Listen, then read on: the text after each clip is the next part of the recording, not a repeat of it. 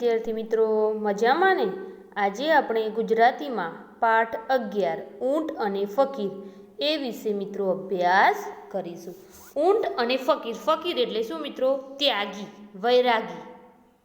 કોણ? વૈરાગી. તો આપણે સરસ મજાનો પાઠ છે, જોઈશું. એક ફકીર વનવગડામાંથી પસાર થતા હતા. એક ફકીર વનવગડામાં. વનવગડો એટલે કે જંગલમાંથી. ક્યાંથી? વનવગડો યાની કે જંગલમાંથી.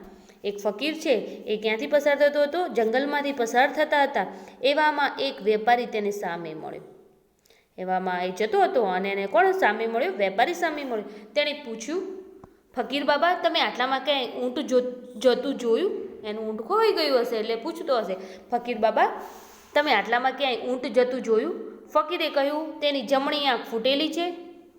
ફકીરે શું કહ્યું? કે તેની જમણી આંખ ફૂટેલી છે, તે ડાબે પગે ખોડું છે, તેનો આગલો દાંત પડી ગયો છે, તેની એક બાજુએ મધ તથા બીજી બાજુએ ઘઉં લાદ્યા છે.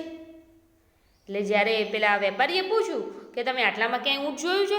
એટલે ફકીરે જવાબ આપ્યો કે હા ન એમ કહ્યું એને કે એની જમણી આંખ, બધા પ્રશ્નો પૂછ્યા કે એની જમણી આંખ ફૂટેલી છે, ડાબે પગે ખોડું છે, તેનો આગલો દાંત પડી ગયો છે, તેની એક બાજુ મધ તથા બીજી બાજુએ ઘઉં લાદ્યા છે. ફકીરના આ સવાલ સાંભળી વેપારી રાજુ થતાં બોલી ઉઠ્યો, ફકીર બાબા, એ જ મારું ઊંટ. શું કહે છે? આ ફકીરને સાંભળીને કહે છે કે ફકીર બાબા, એ જ મારું ઊંટ. તમે તેને ક્યાં જોયું? હવે તમે મને કહો, એ તેને ક્યાં જોયું? અમે સૌ ક્યારના તેને શોધ્યા કરીએ છીએ. તમે કહો તો ખરા કે અમે તો ક્યારના એને શોધીએ છીએ. ફકીર બોલ્યા, પણ મેં તમારું ઊંટ તો જોયું નથી. ફકીર બાબા શું કહે છે? મેં તમારું ઊંટ જોયું નથી. ફકીરનો આ જવાબ સાંભળીને પેલા વેપારીને થયું કે નક્કી આ ફકીરે મારા ઊંટને જોયું તે છે, પણ તેના ઉપરના માલની લાલચે તે મને બતાવવા માગતો નથી. એમ કે એની લાલચ એટલે કે લોભ. લાલચ એટલે શું થાય મિત્રો? લોભ. એટલે કે નક્કી એણે જોયું તો છે, પણ એ ઉપરના માલની લાલચ, એને લોભ, એનો મારા ઉપર માલ હતો ઊંટ ઉપર, એટલે એને લોભના લીધે એ મને બતાવવા માગતો નથી. તેણે જરા કડકાઈથી ફકીરને કહ્યું, ડાયા થઈ મારું ઊંટ મને આપી દો. તેના ઉપર કિંમતી ઝવેરાત પણ હતું. ઝવેરાત એટલે હીરા, માણેક, મોતી. બરાબર? તો શું કહે છે કે આમ જરાક કડકાઈથી કહ્યું, તમે આ બધું કહો છો બરાબર, આ ઊંટ મારું જ છે, એટલે તમે તો જોયું જ હશે, મને ખબર છે, પણ તમે ઉપરની જે માલની લાલચ આ મને બતાવવા માગતો નથી. એટલે એ કડકાઈથી બોલ્યું, ડાયા થઈ મારું મને ઊંટ આપી દો. તેના પર કિંમતી ઝવેરાત પણ હતું. જો નહીં આપો તો પકડીને રાજા પાસે લઈ જવા પડશે. વેપારી શું કહે છે કે તમે જો નહીં આપો ને ઊંટ, તો હું પકડીને ક્યાં લઈ જઈશ? વેપારી પાસે લઈ જઈશ, રાજા પાસે લઈ જઈશ. ફકીર બોલ્યો, અરે શેઠજી, હું તમને ખરું કહું છું, મેં તમારું ઊંટ જોયું જ નથી. ખરેખર વાસ્તવમાં એમણે, જે ફકીર છે, એમણે ઊંટ જોયું નહોતું. ફકીર બોલ્યો કે ખરું, હું તમને કહું છું કે મેં તમારું ઊંટ જોયું નથી, પછી તેના ઉપર ઝવેરાતની તો વાત જ સી. મેં તમારું ઊંટ જોયું જ નથી, પછી તમારા હીરા, માણેક, મોતી, ઝવેરાત, બરાબર, મેં તો એની વાત જ સી, એમ જોયું જ નથી. પછી પેલો વેપારી હવે ગુસ્સે થઈ ગયો. તેણે પોતાના માણસોને કહ્યું, આ ફકીરને પકડીને રાજા પાસે લઈ જાઓ.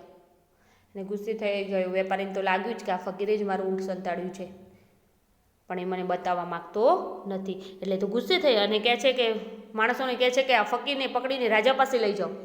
રાજાએ ફકીરની જડતી લેવરાવી. શું કરી? એની જડતી લેવરાવી, પણ કશું ઝવેરાત તેની પાસેથી નીકળ્યું નહીં. ફકીરે ઊંટનું જે વર્ણન આપ્યું તે બરાબર પેલા વેપારીના ઊંટનું જ હતું. ફકીરે જે કહ્યું કે તમારા આ છે, પગે ખોડું છે, એનો દાંત પડી ગયો છે, જડતી લેવડાવી એટલે કે જાંચ કરી, કે તપાસ કરવી.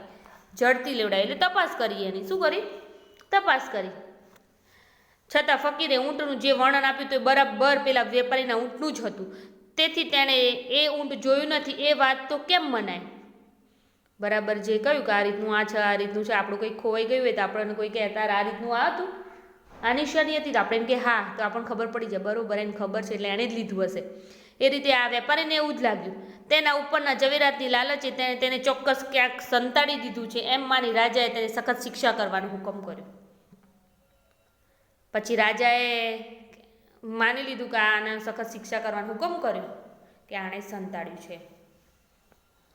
રાજાનો હુકમ સાંભળી ફકીર બોલ્યા, રાજાજી રહેમ કરીને પહેલાં મારી વાત સાંભળો. રાજાનો હુકમ સાંભળી ફકીર બોલ્યા, શેઠજી કે રાજાજી રહેમ કરીને મારી વાત સાંભળો. રહેમ એટલે દયા, રહેમ એટલે દયા. દયા કરીને પહેલાં મારી વાત તો સાંભળો. ખરેખર મેં ઊંટ જોયું નથી. વાત એમ છે કે હું વનવગડામાંથી કેટલાય વર્ષથી રહું છું. મને બધું અવલોકન કરીને જોવાની ટેવ છે. અવલોકન એટલે ઝીણવટથી જોવું. હું ઘણા વર્ષોથી જંગલમાં રહું છું એટલે મને ઝીણવટથી જોવાની ટેવ છે, અવલોકન કરીને જોવાની ટેવ છે. આજે સવારે જ્યારે હું વગડામાં જતો હતો ત્યારે મેં જમીન ઉપર ઊંટના પગલાં જોયા. જ્યારે રોજ ત્યાં રહેતો હોય એટલે કોણ નીકળ્યું એ ખબર પડે ને. એટલે શું કહે છે, મેં સવારે હું જતો હતો ત્યારે મેં જમીન ઉપર ઊંટના પગલાં જોયા, પરંતુ તેની સાથે માણસના પગલાં નહોતા. ઊંટના પગલાં હતા પણ માણસના પગલાં ન હતા. તે ઉપરથી મેં માન્યું કે ઊંટ તેના માલિક પાસેથી છૂટું પડી ગયેલું હોવું જોઈએ. એ રાજાને કહે છે કે હું જતો હતો ત્યારે મેં ઊંટના પગલાં જોયા હતા, એના જોડે માણસના પગલાં ન હતા. એટલે મને મનમાં એવું થયું કે ઊંટ એના માલિક પાસેથી છૂટી ગયું છે. પગલાંની માર્ગની એક બાજુમાં ઝાડના પાંદડા કરડેલા હતા. કરડેલા એટલે કે દાંતથી કાપેલા. પગલાના માર્ગની એક બાજુના ઝાડના જે પાંદડા છે કરડેલા, તે પરથી મેં માન્યું કે ઊંટ એક આંખે કાણું હોવું જોઈએ. એટલે એક બાજુ જે ઝાડના પાંદડા છે કરડેલા હતા, બીજી બાજુ ન હતા. એટલે એક એવું અનુમાન કર્યું કે એક આંખે કાણું હોવું જોઈએ. તેના પગલામાંનું એક બાજુનું પગલું જરા ઓછું દેખાતું હતું. એના પગલાં હતા એમાં એક પગલું કેવું દેખાતું હતું, થોડું ઓછું દેખાતું. તે ઉપરથી મેં ધાર્યું કે તે એક પગે ખોડું હશે. ખોડું, લંગડું, બરાબર, ખોડવાળું લંગડું હશે એમ. તેણે જે પાંદડા કરડ્યા તે પાંદડાના વચમાંનો ભાગ લટકતો રહી ગયો હતો. એણે જે પાંદડા જે કરડ્યા છે બરાબર, તેમાં વચ્ચેનો ભાગ લટકતો, આજુબાજુનું ખાઈ ગયો હતો અને વચ્ચેનું લટકતો હતો. તે ઉપરથી માન્યું કે તેનો આગલો એક દાંત પડી ગયો હશે. એણે અનુમાન કર્યું કે આ પાંદડું છે, આજુબાજુનું પાંદડું ખાધું ને વચ્ચે લટકતું હતું, એટલે એને વિચાર્યું કે એને આગલો દાંત પડી ગયો હશે એટલે વચ્ચેનું ખાધું નહીં હોય. તેના માર્ગની એક બાજુએ ઘઉં વેરાયેલા હતા ને બીજી બાજુ માખીઓ બણબણતી હતી. એક બાજુએ લાદા એટલે સામાન મૂક્યો, લાદ્યા છે એટલે કે સામાન મૂક્યું છે એમ. શું કહે છે કે બીજી બાજુ માખીઓ બણબણતી, એક બાજુએ ઘઉં વેરાયેલા હતા અને બીજી બાજુ માખીઓ બણ. એ ઉપરથી મેં અનુમાન કર્યું કે ઊંટની એક બાજુએ ઘઉંનો સામાન લાદ્યા હશે એટલે કે ઘઉંનો સામાન મૂક્યો હશે અને બીજી બાજુએ મધ લાદ્યું હશે, બીજી બાજુએ મધ મૂક્યું હશે. કોઈ માણસ તેની ઉપર બેઠું હોય તો ઘઉં કે મધ નીચે પડવા ન દે. જો કોઈ આપણે જતા હોય તો આપણે કોઈ વસ્તુ પડવા દઈએ, કેવું સાચવે. પણ મેં અનુમાન કર્યું કે કોઈ માણસ બેઠું હોય તો ઘઉં કે મધ નીચે પડવા ન દે. એ ઉપરથી મેં માની લીધું કે તે ઊંટ એકલું તેના ધણી પાસેથી નાટું છે. નાટું છે એટલે કે નાસી ગયું છે. થોડે દૂર જતાં આ વેપારી મને સામો મળ્યો અને ઊંટ વિશે પૂછવા લાગ્યો. આ બધું મેં અનુમાન કર્યું. પછી થોડું હું દૂર ગયો એટલે આ ઊંટ વિશે મને આ વેપારી મળ્યો અને પૂછવા લાગ્યો. મેં તેને ઉપર પ્રમાણે ઊંટનું વર્ણન કર્યું. મેં જે અનુમાન કર્યું હતું એ એને કહ્યું હતું. મેં એમનું ઊંટ જોયું નહોતું. મને આ વેપારી સામે મળ્યો એટલે આગળ ગયો. એટલે પછી મેં અનુમાન કરતો કરતો આવતો હતો ને સામે મને વેપારી મળ્યો. એટલે મેં એ વેપારીને આ રીતે જવાબ આપે. તે ઉપરથી તેને લાગ્યું કે તેનું ઊંટ મેં જોયું છે પણ ઝવેરતની લાલચે હું તેને બતાવતો નથી. પરંતુ રાજાજી, હું સાચું કહું છું કે મેં ઊંટ જોયું પણ નથી કે સંતાડ્યું પણ નથી. હું સાચું કહું છું કે મેં એ ઊંટ જોયું પણ નથી અને સંતાડ્યું નથી. રાજાને આ સાંભળીને ખાતરી થઈ ફકીરે ખરેખર ઊંટ જોયું કે સંતાડ્યું નથી. તેણે ઊંટ વિશે જે કહ્યું તે અવલોકન કરવાની ટેવ ઉપરથી જ કહ્યું. એને અવલોકન કરવાની ટેવ ઉપરથી કહ્યું છે. એને જે ઝીણવટથી જોવાનું હોય છે એ રીતે એને ટેવ ઉપરથી કહ્યું છે. રાજાએ ફકીરને ઇનામ આપી છોડી મૂકવાનો હુકમ કર્યો કે બરાબર આ ફકીર છે સાચો છે, ચલો એને ઇનામ આપીને છોડી મૂકો. અને તેની અવલોકન શક્તિના ખૂબ વખાણ કર્યા. બરાબર મિત્રો, ખબર પડી? એની અવલોકન શક્તિના આધારે એણે જોયું. તમે કેટલું ઝીણવટથી જોતો હતો, એણે અનુમાન કર્યું, સાચું પડ્યું, એનું ઊંટ એ જ હતું પણ એને અવલોકન શક્તિના આધારે કર્યું હતું. બરાબર મિત્રો, પાઠમાં ખબર પડી ને મિત્રો? હવે આપણે શબ્દ સમજૂતી જોઈએ. ફકીર તો ત્યાગી, વૈરાગી, વનવગડામાંથી એટલે કે જંગલમાંથી. ખોડું તો ખોડવાળું, લંગડું. લાદા છે એટલે કે સામાન મૂક્યો છે. ક્યારના એટલે ઘણા સમયથી, લાલચ લોભ, કડકાઈથી તો સખતાઈથી, ઝવેરાત તો હીરા માણેક મોતી જવાહીર વગેરે, રહેમ તો દયા, અવલોકન તો ઝીણવટથી જોવું તે, કરડેલા તો દાંતથી કાપેલા, કાણું તો એક આંખ વગરનું, બણબણતી બણબણ જ એવો અવાજ કરતી, ધણી તો માલિક, નાઠું છે તો નાસી ગયું છે, વર્ણન કર્યું શું શું અને કેવું કેવું છે તે વિસ્તારથી કહ્યું. વર્ણન કરવું એટલે બરાબર મિત્રો. આ શબ્દ સમજૂતી સારા અક્ષરે તમારે તો પહેલાં પાઠ વાંચવાનો છે મિત્રો, પછી નોટમાં સારા અક્ષરે શું લખવાની છે, શબ્દ સમજૂતી લખવાની છે બરાબર. સમાનાર્થી શબ્દો પરીક્ષામાં પૂછાય છે. રૂઢિપ્રયોગ છે જડતી લેવરાવવી એટલે કે જાંચ કે તપાસ કરાવવી. હવે મિત્રો અહીંયા સ્વાધ્યાય આપેલું છે, સ્વાધ્યાયના પ્રશ્નો જોઈશું, કારણ કે સ્વાધ્યાય એ આપણે નોટમાં લખવાનું રહેશે. અહીંયા ટૂંકા પ્રશ્નો છે કે વેપારીએ ફકીરને શું પૂછ્યું, એક એક વાક્યમાં જવાબ આપવાના છે. વેપારીએ ફકીરને શું પૂછ્યું હતું, તો ફકીર બાબા તમે આટલામાં ક્યાંય ઊંટ જતું જોયું, એવું પૂછે છે ને. વેપારી ગુસ્સે શા માટે થયો, તો ફકીરનો જવાબ સાંભળી વેપારીને થયું કે નક્કી આ ફકીરે મારું ઊંટ તો જોયું છે, પણ તેના ઉપરના માલની લાલચે તે મને બતાવવા માગતો નથી, તેથી વેપારી ગુસ્સે થયો. ત્રીજો પ્રશ્ન છે મિત્રો, ઊંટ એક આંખે કાણું હશે એવું અનુમાન ફકીરે કયા આધારે કર્યું. એક આંખે કાણું હશે કઈ રીતે અનુમાન કર્યું, તો ઊંટના પગલાના મારની એક બાજુમાં જ ઝાડના પાંદડા કડેલા હતા, તે ઉપરથી ઊંટે એક આંખે કાણું હશે એવું અનુમાન ફકીરે કર્યું. ચોથો પ્રશ્ન છે મિત્રો, ફકીરે પોતાની કઈ ટેવને આધારે ઊંટનું વર્ણન કર્યું, તો ફકીરે પોતાની અવલોકન કરવાની ટેવને આધારે ઊંટનું વર્ણન કર્યું. મિત્રો ટૂંકા પ્રશ્નો આવડે એવા છે, સારા અક્ષરે તમારે શું કરવાના છે, આ ચારે પ્રશ્નો નોટમાં લખવાના છે બરાબર ને. હવે આગળના પ્રશ્નો જોઈશું. પ્રશ્ન 2 છે, નીચેના પ્રશ્નોના ઉત્તર લખો. હવે 1-2 વાક્યોમાં લખવાના છે. હવે ફકીરે કરેલા ઊંટનું વર્ણન લખો. તો આપણે લખીશું કે તેની જમણી આંખ ફૂટેલી છે, તે ડાબે પગે ફોડું છે, તેને આગલો દાંત પડી ગયો છે, તેની એક બાજુ મધ તથા બીજી બાજુ ઘઉં લાદા છે.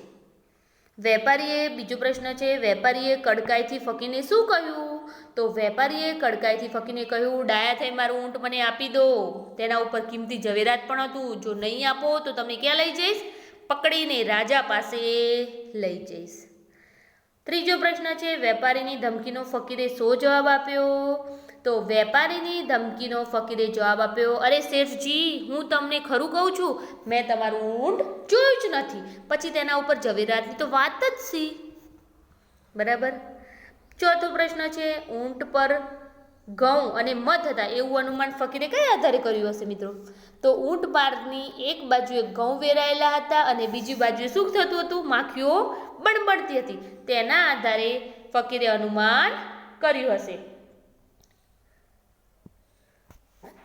ફકીરની, પાંચમો પ્રશ્ન છે, ફકીરની વાત સાંભળીને રાજાએ શું કર્યું, તો ફકીરની વાત સાંભળીને રાજાને ખાતરી થઈ કે ફકીરે ખરેખર ઊંટ જોયું નથી કે સંતાડ્યું નથી, તેણે ઊંટ વિશે જે કહ્યું તે તેની અવલોકન કરવાની ટેવ ઉપરથી જ કહ્યું હતું.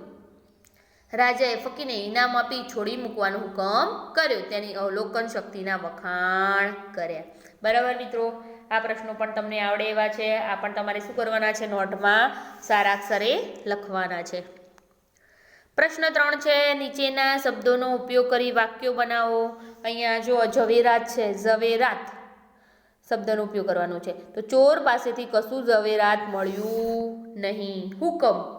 ત્રીજા ધોરણમાં આપણે મિત્રો ભણી જ ગયા છે, શબ્દનો ઉપયોગ કરી વાક્યો બનાવ. હવે હુકમ આવતો એવું વાક્ય બનાવવાનું છે. અકબરે બિરબલને દરબારમાં હાજર થવાનો હુકમ કર્યો. અનુમાન, તો આકાશમાંના વાદળાથી અનુમાન થઈ શકે કે વરસાદ આવશે. અવલોકન, તો તેણે ઊંટ વિશે જે કહ્યું તે તેની અવલોકન કરવાની ટેવ ઉપરથી જ કહ્યું હતું. ફકીર, આજે ગામમાં એક ફકીર આવ્યો છે. એ રીતે મિત્રો તમને શબ્દનો ઉપયોગ કરી વાક્યો તમારે જે બનાવવા છે તમારે અહીંયા બનાવી અને સારા અક્ષરે નોટમાં પણ લખવાના છે, અને ચોપડીમાં પણ આ જગ્યા આપેલી છે એમાં સારા અક્ષરે લખવાના રહેશે. આગળ જોઈશું મિત્રો પ્રશ્ન 4 છે. પ્રશ્ન 4માં શું છે તો નીચેના વાક્યોને વાર્તાના ક્રમમાં ગોઠવીને લખો. આપણે સરસ મજાનો પાઠ જોયો અને ક્રમમાં ગોઠવવાનું છે. તો આપણે ફકીરને રાજા પાસે લઈ ગયા. રાજાએ ફકીરના વખાણ કર્યા. રાજાજીએ ફકીરની વાત શાંતિથી સાંભળી. વેપારી ફકીર પર ગુસ્સે થયો. ફકીર વનવગડામાંથી પસાર થતા હતા. રાજાજીએ ફકીરને વિનંતી કરી. બરાબર, 6 વાક્યો આપેલા છે અને વાર્તાના ક્રમમાં ગોઠવવાનું. તો પહેલાં તો શું આવશે તો ફકીર વનવગડામાંથી, અહીંયા હું નંબર મારું છું, તમે લખી કાઢજો. બરાબર મિત્રો, ફકીર વનવગડામાંથી પસાર થતા હતા. પછી વેપારી ફકીર ઉપર ગુસ્સે થયો. બીજા નંબરમાં એ આવશે. વેપારી ફકીરને રાજા પાસે લઈ ગયો. વેપારી ત્રીજા નંબરમાં. ફકીરે રાજાજીને વિનંતી કરી. ચોથા નંબરમાં એ આવશે. રાજાજીએ ફકીરની વાત શાંતિથી સાંભળી. અને છેલ્લું રાજાએ ફકીરના વખાણ કર્યા. બરાબર, એ રીતે મેં અહીંયા ક્રમ આપ્યા છે, એ રીતે તમારે અહીંયા બાજુમાં લખવાનું રહેશે મિત્રો. અને નોટમાં પણ સારા અક્ષરે લખવાનું રહેશે. પરીક્ષામાં પૂછાય છે મિત્રો આ બધું, એટલે હું તમને ચર્ચા કરું છું. હવે પ્રશ્ન 5 છે. નીચેના વાક્યો કોણ બોલે છે તે લખો. તો અહીંયા છે તેની જમણી આંખ ફૂટેલી છે. કોણ બોલે છે તો ફકીર બોલે છે. તો તમારે અહીંયા લખવાનું ફકીર. બરાબર, તેની ઉપર કિંમતી ઝવેરાત પણ હતું. કોણ બોલે છે તો વેપારી કહે છે. ત્રીજો, આ ફકીરને પકડીને રાજા પાસે લઈ ચાલો. કોણ બોલે છે વેપારી. રાજાજી રહેમ કરીને પહેલાં મારી વાત સાંભળો. કોણ બોલે છે ફકીર. એ મિત્રો તમારે કોણ બોલે છે એ પણ પરીક્ષામાં પૂછાય છે, એટલે શું કરવાનું છે નોટમાં પણ લખવાનું છે અને આ ચોપડીમાં પણ લખવાનું રહેશે.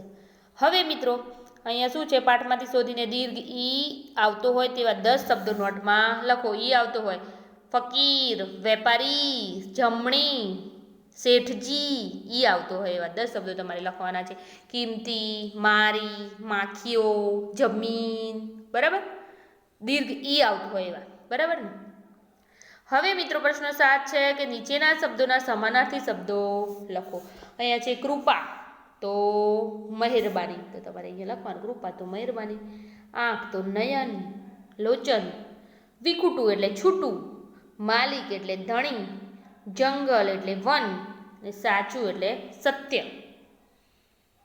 સમાનાર્થી શબ્દો તમારે નોટમાં 5 વાર લખવાના છે મિત્રો. બરાબર, અને ચોપડીમાં પણ પૂરવાના રહેશે. હવે શબ્દોને શબ્દકોશના ક્રમમાં ગોઠવવાનું છે. આપણે ત્રીજામાં ભણી ગયા છે. શબ્દોને શબ્દકોશના ક્રમમાં ગોઠવીશું મિત્રો. તો અહીંયા રહેમ છે, ઊંટ છે, વગડો છે, ઝવેરાત છે અને પાંદડું છે. તો પહેલાં શું આવશે મિત્રો? પહેલાં તો શું આવશે? ઊંટ. તો અહીંયા ઊંટ. પછી શું આવશે? ઝવેરાત. તો અહીંયા ઝવેરાત. પછી વ આવશે, પ આવશે કે ર આવશે? પ આવશે એટલે પાંદડું આવશે. પછી રહેમ આવશે. બરાબર ને મિત્રો. અને છેલ્લે વ આવે છે અહીંયા વગડું. બરાબર, આ રીતે મિત્રો શબ્દોને શબ્દક્રમમાં ગોઠવવાના રહેશે. નોટમાં પણ લખવાનું છે અને બુકમાં પણ તમારે લખવાનું રહેશે. બરાબર ને મિત્રો.